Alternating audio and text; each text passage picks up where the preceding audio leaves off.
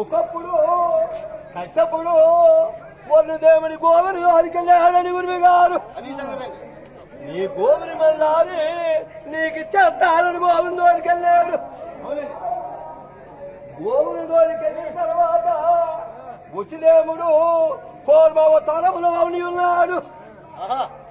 అది పచ్చి రూపంలో ఉన్నాడు. అక్కడ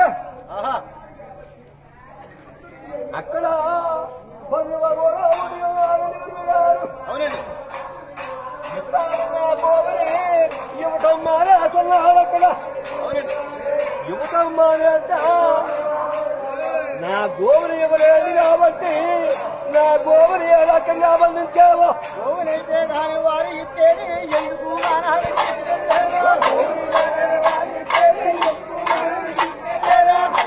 వాడిపోయి